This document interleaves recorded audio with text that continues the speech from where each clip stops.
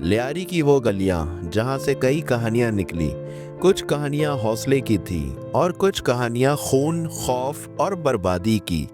یہ کہانی ہے بابا لاڈلا کی۔ السلام علیکم ناظرین، آپ دیکھ رہے ہیں زیف ٹی وی۔ آج ہم آپ کو لیاری کی گینگ وار کی وہ مکمل اور حقیقی کہانی سنانے جا رہے ہیں جس کا ایک مرکزی کردار تھا بابا لاڈلا۔ یہ اسکرپٹ کسی افسانے پر نہیں بلکہ رپورٹس، عدالتی ریکارڈ اور مستند صحافتی تحقیقات پر مبنی ہے۔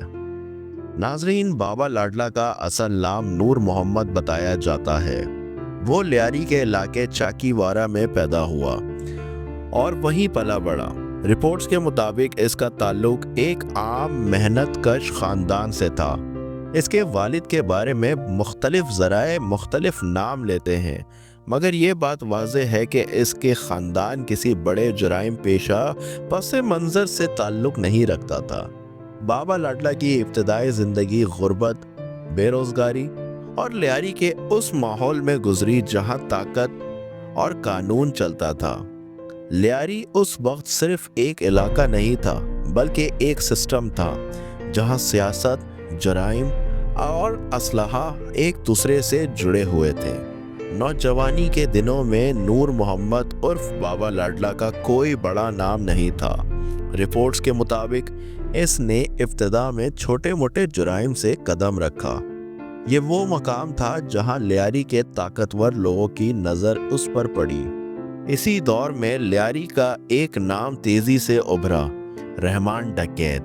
رحمان ڈکیت وہ شخص تھا جس نے لیاری کی گینگ وار کو ایک نئی شکل دی۔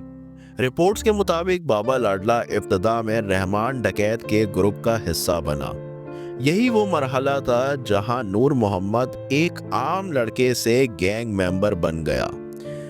رحمان ڈکیت کے ساتھ رہتے ہوئے بابا لاڈلا نے اسلحہ، علاقائی کنٹرول اور خوف کی سیاست سیکھی۔ وہ آہستہ آہستہ رحمان ڈکیت کے قریبی لوگوں میں شمار ہونے لگا۔ پولیس ریکارڈ کے مطابق اسی دوران وہ بھتہ خوری، اغوا برائے تاوان اور ٹارگٹ کلنگ جیسے جرائم میں ملوث ہوا۔ 2009 میں رحمان ڈکیت ایک پولیس مقابلے میں مارا گیا تو لیاری میں طاقت کا توازن ٹوٹ گیا۔ یہی وہ لمحہ تھا جب لیاری میں کھلی گینگ وار کا آغاز ہوا۔ رحمان ڈکیت کے بعد لیاری میں ابھرا ایک اور بڑا نام، عزیر بلوچ۔ عزیر بلوچ نے پیپلز امن کمیٹی PAC کو منظم کیا، جس کا مقصد بظاہر امن تھا مگر عملی طور پر یہ ایک طاقتور گینگ بن چکا تھا۔ رپورٹس کے مطابق بابا لاڈلا نے بھی PAC مطلب پیپلز امن کمیٹی میں شمولیت اختیار کی اور جلد ہی اس کے اہم کمانڈرز میں شمار ہونے لگا۔ یہی وہ دور تھا جب بابا لاڈلا کا خوف لیاری کی گلیوں میں پھیل گیا۔ ناظرین، بابا لاڈلا صرف ایک شوٹر نہیں تھا۔ رپورٹس کے مطابق وہ علاقائی آپریشنز، بھتہ نیٹ ورک اور دشمن گروہ کے خلاف کارروائیوں میں مرکزی کردار ادا کرتا تھا۔ اس کا نام آتے ہی لوگ دکانیں بند کر دیتے تھے۔ لیاری گینگ وار کے دوران سب سے خون ریزہ دشمنی ہوئی ارشد پپو گروپ سے۔ پولیس اور میڈیا رپورٹس کے مطابق بابا لاڈلا ان افراد میں شامل تھا جن پر ارشد پپو، یاسر عرفات اور شیرہ پٹھان کے قتل کا الزام لگا۔ یہ وہ واقعہ تھا جس نے پورے ملک کو ہلا کر رکھ دیا، کیونکہ لاشوں کے نزد آتش کرنے کی اطلاعات سامنے آئی۔ اس واقعے کے بعد لیاری مکمل میدان بن گیا۔ گلی گلی فائرنگ، اسکول بند، بازار ویران اور خوف زدہ عوام، یہ سب لیاری کی پہچان بن چکا تھا۔ وقت کے ساتھ بابا لاڈلا اور عزیر بلوچ کے درمیان بھی اختلافات بڑھنے لگے۔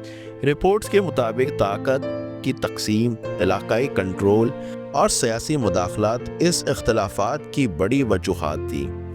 یوں بابا لاڈلا صرف دشمن گروہ ہی نہیں بلکہ اپنے پرانے ساتھیوں کے نشانے پر بھی آ گیا۔ جب 2013 کے بعد رینجرز آپریشنز لیاری شروع ہوا تو گینگ وار کے بڑے نام ایک ایک کر کے نشانے پر آنے لگے۔ رپورٹس کے مطابق بابا لاڈلا اسی دوران ملک سے فرار ہو گیا اور کچھ عرصہ ایران اور دیگر شہری علاقوں میں روپروش رہا۔ لیکن کہانی یہاں ختم نہیں ہوئی تھی۔ وہ شخص جو ایک وقت میں لیاری کی گلیوں میں خوف کی علامت تھا، अब खुद खौफ के साए में जीने पर मजबूर था। यह था बाबा लाडला। नाजरीन, जब रेंजर्स ऑपरेशंस ने लियारी को घेर लिया तो ताकत के बड़े नाम या तो मारे गए या गिरफ्तार हुए या मुल्क से फरार हो गए। रिपोर्ट्स के मुताबिक बाबा लाडला भी इन्हीं दिनों खामोशी से लियारी से निकल गया। कहा जाता है कि इसने बलूचिस्तान के रास्ते ईरान में पनाह ली, जहां वो काफी अरसे तक रूह परोश रहा। इस दौरान लियारी में ताकत का नक्शा बदल चुका था। उज़ैर बलोच गिरफ्तार हो चुका था, पीपल्स अमन कमेटी टूट चुकी थी और वो इलाके जो कभी गैंग वॉर के गढ़े थे, वहाँ रेंजर्स और पुलिस का कंट्रोल मजबूत हो चुका था। मगर बाबा लाडला के लिए खामोशी कबूल करना आसान नहीं था। ज़राए के मुताबिक बाबा लाडला ने बैरून मुल्क बैठकर दोबारा राब्ते बहाल करना शुरू किए। पुराने साथियों, बच जाने वाले शूटर्स और इन लोगों से राब्ता किया गया जो अब भी इसके वफादार थे। मकसद एक ही था, लियारी में दोबारा असरो रुख कायम करना, दोबारा गैंग वॉर को आगाज करना। नाजरीन, यही वो गलती थी जिसने बाबा लाडला को एक बार फिर कानून की नज़रों में ला खड़ा किया। हसास इदारों के मुताबिक इसकी वापसी सिर्फ छुपने के लिए नहीं थी, बल्कि वो दोबारा गैंग वॉर नेटवर्क का मंजम करना चाहता था। रिपोर्ट्स के मुताबिक बाबा लाडला ने खामोशी से कराची में दोबारा कदम रखा।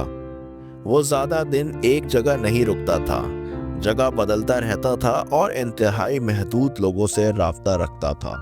मगर कानून से बचना हमेशा मुमकिन नहीं होता। इदारों के मुताबिक बाबा लाडला के खिलाफ दर्जनों मुकदमात दर्ज थे। कत्ल, अगवा, भत्ताखोरी, पुलिस पर हमले, ये सब इल्जामात इसके नाम के साथ जुड़े हुए थे। यही वजह थी कि वो रेंजर्स की हाई वैल्यू टारगेट लिस्ट में शामिल था। नाजरीन, वो दिन भी आ गया जिसने इस कहानी का आखिरी बाब लिखना था। 2 फरवरी 2017, लियारी का इलाका फूलपत्ती लेन। इतलात मिली कि बाबा लाडला अपने चंद करीबी साथियों के साथ एक इमारत में मौजूद है। रेंजर्स ने इलाके को घेरे में लिया। जैसे ही फोर्सेस ने कार्रवाई शुरू की, फायरिंग का तबादला हुआ।